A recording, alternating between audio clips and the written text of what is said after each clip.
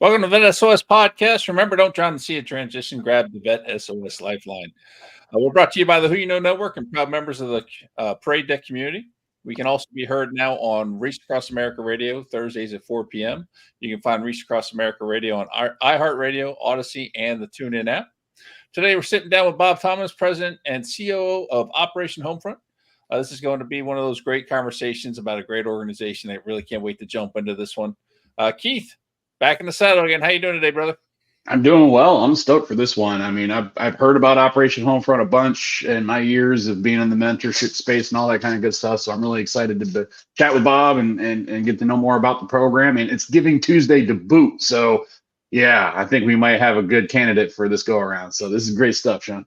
There you go. There you go. All right, so let's jump right into it here. We got Robert Thomas, who joined Operation Homefront executive team in August 2015. Following a nearly 31-year career as distinguished service in the Air Force. He is an experienced combat pilot and has served around the world. He holds a Bachelor's of Science degree from the U.S. Air Force Academy and a master's degree from the University of Southern California and the National Master's degrees from the University of Southern California and the National Defense University. After serving as Operation Homefront's chief operating officer for more than 8 years, Bob was promoted to president and chief operating officer on March 1st of 24. In this capacity, Bob will continue to oversee the organization's daily operations. He will lead program services in the multifunctional teams across Operation Homefront that provide relief and recurring family support throughout the year to tens of thousands of military families. Wonderful career, and the work you're now doing is just amazing, Bob. How are you doing today? Hey, I'm doing great, and a big thanks, Sean, to you and Keith for the invite today. Well, we're excited to have you. You know, what's great about this is we're always looking for organizations and trying to learn more about them and help spread the word about the different things that people are doing. And this is one of those organizations that when I first came upon it, I didn't know a whole lot about it, and I'm very excited to really get into this. But before we do, let's start with the transition piece. How was your transition out of the military? Mine was kind of rocky, to be quite honest. I've been 18 for 3 weeks when I joined the Air Force, and then I come out 35 plus years later at 52. I love being in the Air Force. I had to leave because I just timed out. And I always thought leaving the Air Force was something that was going to happen in the far distant future. And I think in retrospect, I was kind of in denial, and I worked until the last day. And then, of course, I had that kind of retirement thing on Friday and then normal weekend. But on Monday, I woke up at the normal time and I didn't put that uniform on, and I felt out of place. And I was really on my heels for a while. I didn't really have a plan. I think a lot of vets are similar. Didn't have a resume. Just didn't know what I was doing. And so, yeah, it wasn't that smooth, but I found Operation Homefront about 9 months later, and I've been here ever since. Wow, that's just sort of fantastic that you found an organization like that. But go ahead, Keith. Right. Well, I was going to say, and for everybody listening, I recently had a conversation with a fairly recently retired Sergeant Major of the Army, who shall remain nameless. But even he said something to me that even blew me away. He was like, you would think the Sergeant Major of the Army had a glide path into something coming out of the military. And he was like, you'd be surprised how much senior leaders we experience the same transition that a lot of, all the ranks experience. So, just to hear that, a senior officer, like you're in the trenches with us in the sense that, your transition wasn't like you didn't have a job waiting for you, handed to you, coming out. And so even other senior officers that might be listening, like, tune in, listen in, like, hey, these transitions aren't gimmies. Like, it doesn't matter what rank you're coming out at. This is a challenge. It's a grind. So yeah, absolutely. But in the long run, it all worked out, which is always fantastic. So absolutely. Without further ado, let's jump into Operation Homefront. Tell us a little bit about what that organization's about. Well, Operation Homefront's mission is to build strong, stable, and secure military families so they can thrive, not just struggle to get by, but thrive in those communities they work so hard to protect. we believe we want to be there for our military families in their time of need, for all they've done for us and our country in our time of need. So what makes Operation Homefront a little bit different is we have a family focus, not just the veteran. And of course, the veteran's a key member of the family, but we have very much of a family focus. And it was a good fit for me. I had 6 tours in command at various levels. And anyone who's been in command or been NCOIC or sergeant major, those kind of jobs, they know that they need to take care of their soldiers, or in my case, airmen. And when you take care of your soldiers, they take care of the mission. And so I learned that lesson in command, and I kind of live by that. And at Operation Homefront, to be quite honest, I'm doing the exact same thing. That's why it was a great fit. And in some cases, I have been able to help airmen that I was their commander years and years ago. And I didn't even know. I mean, we help thousands of people every year, but the one airman sent me a letter and said, hey, I was a colonel at the time. He said, hey, Colonel T, thank you so much for helping me and my family out. And so it was really great for me to say, hey, well, I'm still watching out for you. Both of us are wearing civilian clothes every day, but that's what's so great about this job is it's very similar to what leaders in the military do, take care of their troops. And so that's what we do at Operation Homefront. Keith, I think that's why a lot of people, a lot of veterans get into this type of work, because it fills that, I don't want to say need, it fills that void that we had from being servant leaders. And I think that's, I don't know what your thoughts are on it, Keith, but that's sort of how I feel about it. Oh yeah. I mean, like I've said it before, like even on, to talk about a different community, if you will, but like alcoholics can only be helped by other alcoholics. Veterans can only be helped by other veterans, right? It's just, you have to walk that life. You have to live that life, and who better to help each other than our own. Right. And so, yeah, I think, what Bob's doing, and Operation Homefront, like you all have a lot of irons in this fire. So you're doing a lot of different like endeavors or ventures or whatever. I don't even know what to call them. So can you expand just for our listeners and viewers, like what are some of the many, or maybe you can list all of them, all the different things that you all are doing out there for our veterans? Well, yeah, thanks for the lead in. We have a whole portfolio of programs that help us accomplish our mission, but we have 2 big areas which we see veterans really needing help in. One is financial assistance. I think that's always going to be there. And the other is housing, in particular, transitional housing. So a lot of veterans like me, fortunately, I retired. I had a retirement check. A lot of veterans separate.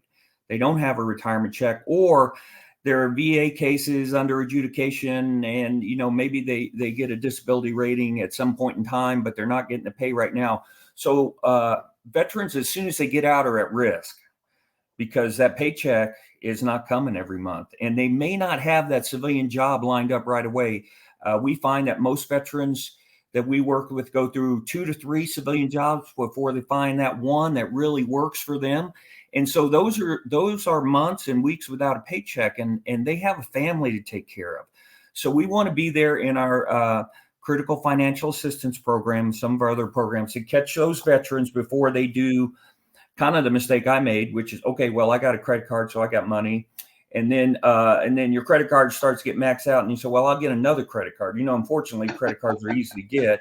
And then eventually, if you don't kind of make a change, you can start go down payday loans and title loans and those kind of mistakes. And then you can wreck your credit rating and wreck your financial future. So we see that time right after a veteran gets out as a vulnerable time. We want to be there for them and give them the assistance they need. And then as they are looking for that great job, there may be some periods of time in between jobs. So we want to be there to catch them in our critical financial assistance program. We don't pay everyone's bills every month. It really depends on your situation, but we can step in and certainly pay some of the bigger ones like rent or mortgage, car payments. These are the most typical ones: car insurance, utility bills, and maybe some other bills. And if you think, well, a lot of veterans are calling Operation Homefront and getting all their bills paid every month, that's not the case at all. Over, let's see what the numbers are, 51% just come to us one time. We never see them again. And another 24% come a second time. So 3 out of 4 veterans that come to us just come once or twice.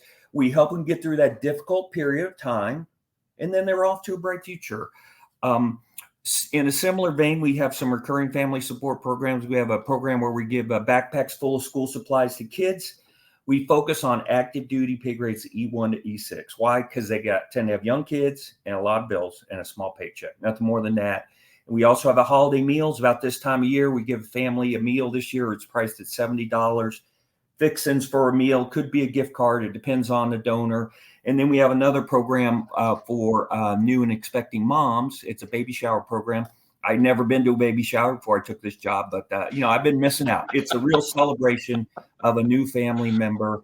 But those are feel-good programs, a lot of great photos, a lot of kids running around, but it's really a very subtle form of economic relief, because those programs are designed to help families at particularly expensive times in their life. Back to school time, always expensive and getting more expensive. Holiday time, expensive for everyone. I'm starting to panic now. I got no plans for gifts this year. I'm always behind. Bringing on a new baby is very expensive for families. So we want to be there for families in those periods. And then finally, we've got a bunch of housing programs. We focus on the transitional housing. We want to provide the housing to vets. Our apartments program is 1 year. We pay rent and utilities, a little bit of casework, but really we're just giving everyone some time and space. Take the biggest bills of the month off your plate, let you take a deep breath, reduce the pressure, and build a plan for the future. We've got another one called Transitional Homes for Veterans. It's my favorite. We've got 40 homes in the program right now. It's kind of like base housing. If you've lived in base housing, we take veterans, they live in the home for 2 to 3 years. We work with them to pay down debt, increase savings, build a plan for the future, get some financial counseling every month, save some money. And then the goal of that program is to set the vet up to buy their own home, be in a position to buy their own home when they graduate. They don't have to, but we want them to. We ask them to pay $500 a month to get them in the habit of paying a stipend for housing every month. But this is my favorite part of the program. At the end of the program, we give them all that money back. So if you're in the program for 36 months, when you graduate, I'll hand them a check for $18,000. And a lot of them use that as down payment money for a home. But we've had 87% of the grads of that program have gone on to buy their own home. A couple of guys didn't. One guy, while he was in the program, he got a call to go to the seminary, and he said, "I'm not buying a home because I'm going back in the Army as a chaplain, and I don't know where I'm going to be stationed." Another guy had to move back home to take care of his father, who was very ill. He said, "I'm going to inherit my dad's house, so it doesn't make sense to buy a home." But wonderful program. Until you have safe, stable, secure housing, you can't really get that good job. Your kids can't have the stability they need to do well in school.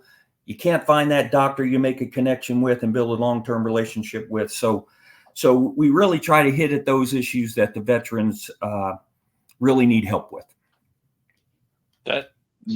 I'm speechless from that. That's an amazing program. Mm-hmm. The transitional housing one you talked about. And the fact that you're giving them money back at the end too is just mind blowing. Is this just one location? Are there multiple locations? Well, we've got them all over the country, but really the focus is on the graduating family. We want them to be in a position to buy their own home. So we don't have any homes in San Diego or San Francisco or Seattle because no veteran can afford to live in those cities. So we have a lot of homes in Texas. We've got homes in Florida. We got homes in some of the southern states because that's where the homes are most affordable. So it's a sweet spot of affordability, economic opportunity, good jobs. And then, of course, we want at the end of the program for the families to be able to live in the same neighborhood. So in that particular program, we'll say, hey, we've got a house in San Antonio. All the homes in the program are brand new, except to one that was donated and it was in pretty good shape. So we kept it in the program. We say, hey, we're looking for veterans that want to live in San Antonio. And a lot of Air Force guys in particular do because basic training's here and a lot of them met their sweetheart here and it's a good place for them. So the goal is we put you in the home. You go through the program here in San Antonio. When you graduate, you buy a home right here. And you don't have to move and change jobs. The very first veteran in the program, the Caesar family, I was there the day we gave him the keys to the home. And he goes, when I graduate from this program, I'm buying a home in this very neighborhood. And sure enough, 3 years later, there he is. He bought a home 2 streets over. Worked out perfect. Didn't have to change jobs. Kids stayed in the school. Family stayed stable. So that's the goal of the program. That's just absolutely amazing. I love it. I wish I would have known about something like this when I was coming right up. Yeah. Man, I remember having that. Oh, go ahead. Go ahead. I was gonna say, I remember having that conversation with my wife. Like, I literally was like, during my transition, like, God, are we gonna end up living in a cardboard box on the side of the road? I think every service member and veteran has that thought, like that fear in the back of their mind. You don't know the future, you don't know what the future holds, and to know that there's a safety net, I think it's a huge stress relief. I didn't know about. I've since learned about Operation Homefront. Even then, I'm learning more today. But I'd heard of you folks, but when I was transitioning out, I had no idea. And to just the stress relief that there is something out there. If all else goes south, there's something out there that exists to help me through this transition space. So with that said, what's the timeline? Like, can somebody start to look into this program even before they're out, like while they're in their last 6 months or whatever it might be? Like, what's kind of the sweet spot for you all? Yeah, you absolutely can. So we've worked really hard to make it as easy as possible. So everything is on our website, operationhomefront.org. You can apply for the homes. You can see what homes are available. So when we know a family is going to graduate, we'll start advertising for the next family early on. I wish we had more homes, to be quite honest. We got 40 homes in that program. We've got another program that's much smaller, permanent homes for veterans, where when you graduate, we give you the deed to the home. But we only have 7 homes in that because the bottom line is homes are so valuable now, it's hard to get homes donated. Now, some years ago, that wasn't the case. But we, you apply for the homes or you apply for one of the apartments. And by the way, before I forget, we've got 2 apartments in Salt Lake City we're looking to fill. So if anyone's in Salt Lake City, go on our website and apply. It will give you free rent and utilities for a year. And it makes a big difference, really does. So anyway, we have veterans apply, and then this is the hard work. Now the social workers sit around and try to find out what's the right family for the home.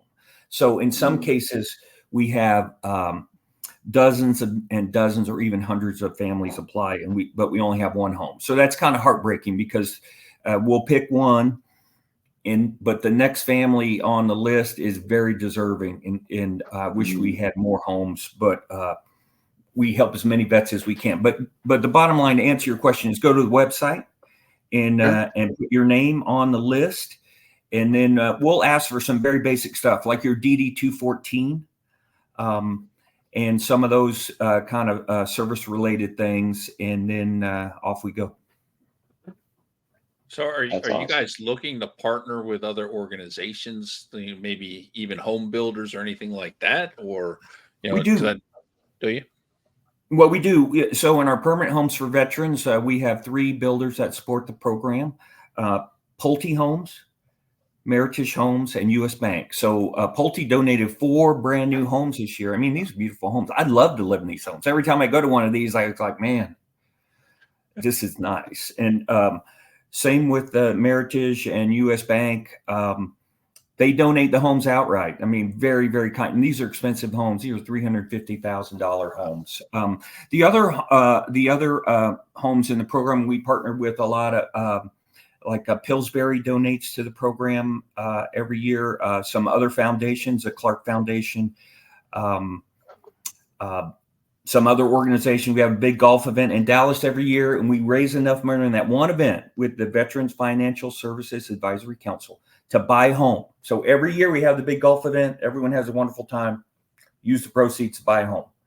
And So we have wonderful partners, just like any nonprofit. We can't provide any support to veterans or provide housing unless someone helps us do that. And so my hat's off to the partners that really step into that space. They're really nice. It's fantastic. And I think I'm our gonna have to put people him I'm gonna have to put Mark on blast because he lives in Dallas. So right our there you go. co-founder may have to come out there and start supporting you. Go ahead, Keith. Yeah. And our individual donors able to donate as well. And then, so where would they go? They go to the website also. So we get a broad spectrum of donors, all the way from the kitchen table donor, right, to checkout, to foundations, family foundations, corporate foundations. We have a couple of philanthropists that step in. But you can go straight to our website. And then I know not everyone has enough money to donate, right? So, but you can still get involved. We have a lot of volunteers. So for the back to school program this year, we have 211 events across the country. For our holiday meals program that's coming up, we've got 110 events planned. We had 16 baby showers. The last one was really great. The Baltimore Ravens and Coca-Cola sponsored. It was in the locker room of the Ravens. They were playing an away game, so they had 30 new moms in the locker room and a big baby shower, which was fantastic. But you can volunteer, you can donate on the website, or I know a lot of people don't have a lot of extra time either. Just follow us on social media and give that thumbs up on LinkedIn or whatever when we post something. We really don't have a big advertising budget at all, almost nothing, because we'd rather the money go to support the families rather than spend a lot of money on some kind of TV ad or something. So we do struggle with getting the word out at times. So, like this broadcast is going to be a big help, and hopefully some people will become more aware and go to the website and learn a little bit more. And there's all kinds of info on that website in as much detail as you would like. Yeah. And it's Giving Tuesday. So everybody listening, I hope, if you haven't given for Giving Tuesday yet, it's today's the day, December 3rd, and this is an amazing, that's why I was like, again, I'm a believer there's no such thing as coincidence. The fact that this episode's, on this day kind of thing, I think this is an amazing resource for our service members, veterans, family members, you name it. I mean, right? I mean, veteran homelessness, Right. we see the statistics, we hear the horror stories, and again, like, it's to know that these resources are out there, that alone can just be a stress relief in the transition process. And when life happens, this life gets lifey, being able to support. We're really proud of our efficiency ratio. So 83% goes directly into the hands of veterans. We have to take a little bit out to pay for, computers and utility bills and that kind of stuff. But we'll be good stewards of your money. It'll be well spent. So that's beautiful. Now, are there any like limitations as far as like I'm just trying to think outside the box for our listeners and stuff too. Like, are there any limitations that will disqualify you from being able to attain the services of the organization, or ADA considerations or anything like that? So each program is slightly different. So critical financial assistance, we focus on honorably discharged to include general discharge under honorable conditions. The permanent homes for veterans program is any veteran of any era. So we've given 2 homes to Korean War vets and a fair amount of Vietnam, but most of the families we help are Iraq, Afghanistan era vets. For the transitional housing, we're looking on vets within 4 years of discharge. We want to focus on those guys that are just getting out and ladies that are just getting out, to try to get them on the right track as early as we can. And so each program is slightly different. All of the criteria is on the website. For the apartments program, we're focused on people that are really close to transition. Now, all of it's waiverable, right? An exception to policy. So guess what? The exception to policy guy is me. So if someone's got a real compelling story, we're going to jump in and help them. We're not kind of like the government where, the semicolon catches you. No, if it's the right thing to do, we'll step in and make it happen for the family. I love it. Everything's waiverable. Yep. It That's just, one of our core values is do the right thing. And so, a lot of our veterans and our families are in these very complicated circumstances, and they don't neatly fit into a well-defined and precise set of rules and procedures. So, we stick by the rules as much as we can, but every once in a while a case comes up and go, you know what, this is, even though our policy says one thing, the right thing to do is to do this, go this other direction. And we've done that a number of times. That's fantastic. That, man, I like I said, I knew some, but I did not know all. And I know for like myself, my family, being a junior enlisted when we started having kids, being on the WIC program and all that other thing. I mean, it's important to get the assistance, like you said at the beginning, small paychecks, right? And, so we were able to qualify for certain things that really, alleviated a lot of the pain for us. And it's great to know that you got a program like this that can truly help set them up for success. And that transitional housing program, where you're essentially turning around and giving them back a down payment on a house, is just amazing. I don't think I've heard of anybody else doing that. Well, when you look at how much people pay for rent or mortgage, when you don't have to pay that, you can save a lot of money very, very quickly. And so, especially if you got a financial counselor meeting with you every month, and then, it's not hardcore, but they'll say, do you really need that? Or do you just want it? And then, even the simplest advice is very effective, which is, hey, we need to set up a budget. So, you need to budget for a little bit of money to do the things you really want. Like for me, go to Bass Pro Shop or something. And, but with a little bit of discipline, you can really save a lot of money, and our families save a ton, and it makes a huge difference. And then the final thing I'll say, just real quick before I forget, the other thing I really like about our family programs is mom or dad's name will be on the lease or in the program, but the winners are the kids, because our apartments and our houses, we don't just buy them anywhere. We check the neighborhoods, we check the crime stats, we check the sex offender database, we check the school ratings. We want to make sure they're close to medical care that veterans need. We want to make sure they're close to economic opportunity. And so the families and the housing in our programs are really in the sweet spot to set the veterans up for success. And who's the big winner there? It's the kids. Yeah. Because they're growing up in a safe neighborhood with good schools, and it really sets them up for a bright future. And it's perfectly in keeping with exactly what we did in the military, right? The soldier, the airman, the Marine, the SEAL, they're able to go accomplish the mission downrange when they know their families are taken care of at home. And Operation Homefront is out there. I mean, they're taking care of the veterans too, but the kids we got a house over our head. We got whatever, our finances are being assisted with. Even you said, right? Most of over about half. You just muted yourself again. I apologize. Did I cut out? My Bluetooth just died on me. Was I on mute that whole time? No, just like the last. Just the last little bit. Yeah, my Bluetooth just died. I apologize. Gotta love technology.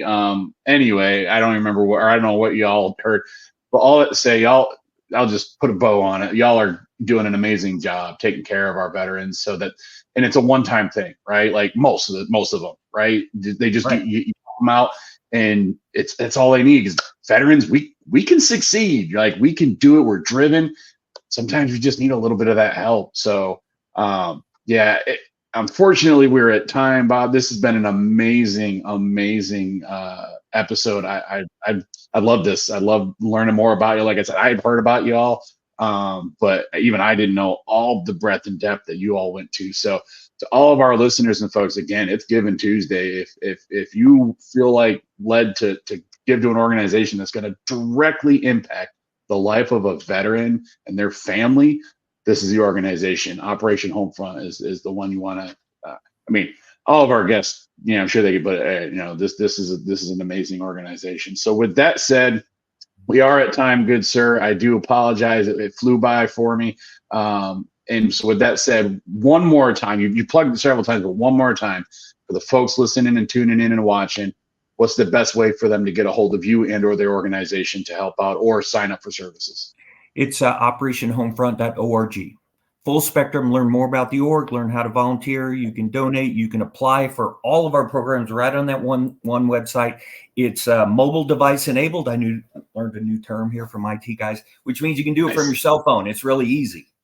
So, and apply. You know, a lot of veterans are so proud. I don't need help from anyone. I'm going to do it myself. But hey, we're here for you. People want to help you. Apply. It's okay. Mm-hmm. You know? Absolutely. The resources are out there. You just gotta be willing to take them and use them and leverage them. So, all right, everybody. On behalf of the VET SOS family, we'd like to thank everyone for joining us today. Please make sure that you follow us and subscribe to us on YouTube and your favorite podcast platforms. And remember, don't drown in the sea of transition. Grab the VET SOS Lifeline.